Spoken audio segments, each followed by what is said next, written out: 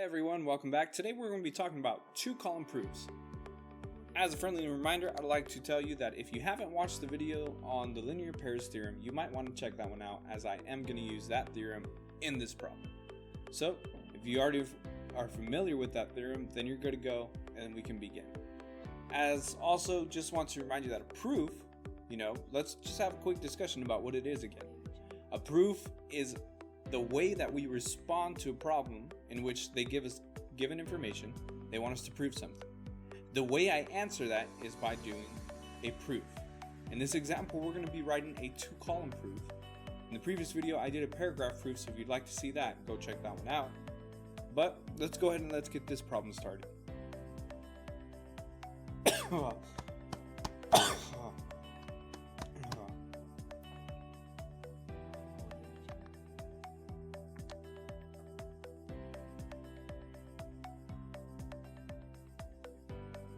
So here we're given that angle 1 and angle 2 are complementary, and that the measurement of angle 1 is 23 degrees.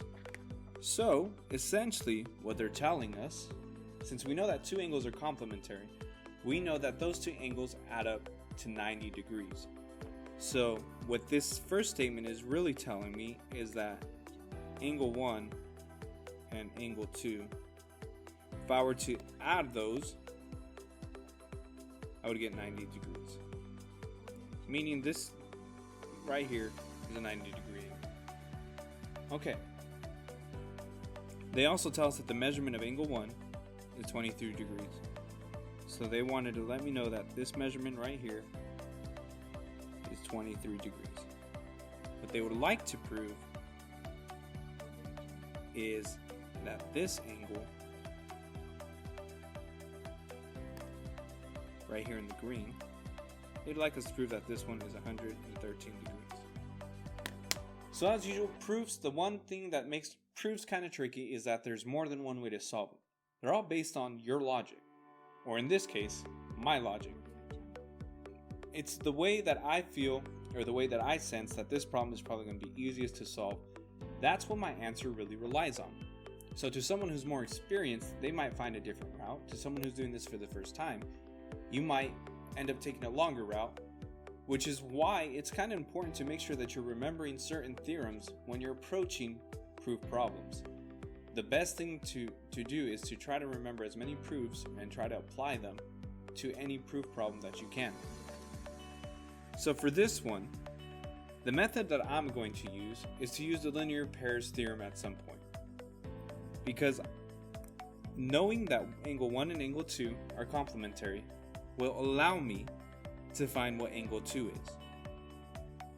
Once I know what angle 2 is, I see that angle 2 and angle 3 are actually linear pairs, which means I can use the linear pairs theorem, which would state essentially that angle 2 and angle 3 would add up to 180 degrees, meaning that they're supplementary. So this is how we're going to sort of solve this and prove that the measurement of angle 3 is 113 degrees. Now, what we need to do is we need to write it in the form of a two-column proof, where two-column proof has two columns. On one end, you have your statements, and on the other, you have your reasons.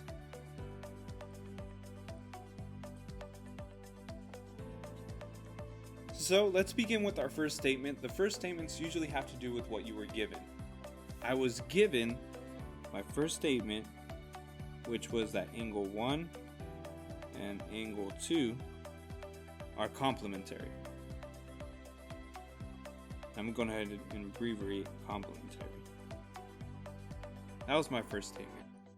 The reason how I know that is that it was given. So on the statements column, we write out what our next move is, logically, what we're going to do next to help us solve this. In the reasons column, we write out what allows us to make this step. It's sort of our justification. My second step that I'm going to state is that the measurement of angle 1 and the measurement of angle 2 add up to 90 degrees.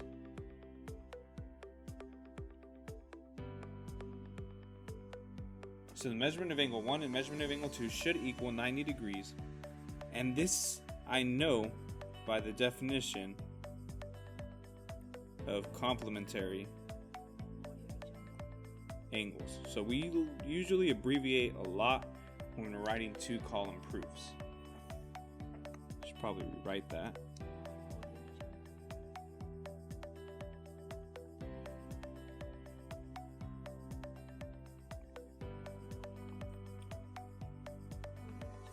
Angles. That's the definition of complementary angles, okay? The next thing I would go ahead and do is I would write my next given statement that I know, and that's that the measurement of angle 1 is equal to 30 degrees. This, again, my justification would be that this was given information. Now what we're going to do is we're going to substitute that into the equation we have on our statement number 2. So I'm going to make 30 degrees plus the measurement of angle 2 equals 90 degrees. This we are allowed to do because of the substitution property, or simple substitution. Our fifth step is if I subtract 30 from both sides, you should find that the measurement of angle 2 is, they actually gave me that measurement of angle 1 was not 30. I just realized it's actually 23 degrees. So we'll fix that. Subtracting 23, we get 67 degrees. And that was just a subtraction property.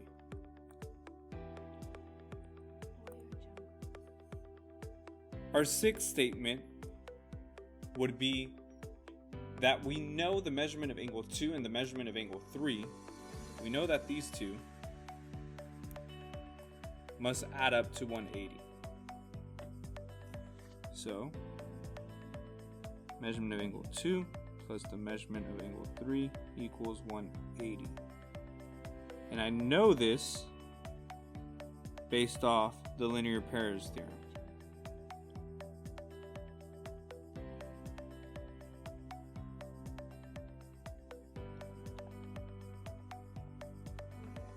Now my seventh statement would be substitution again, because I know what the measurement of angle 2 is.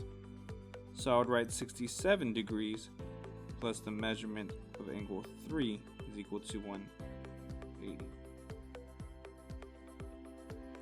And again, this is just substitution. Now, if I subtract 67 from both sides, I would find that the measurement of angle 3 is equal to 113 degrees. And again, this was done by using the subtraction property when we're solving equations.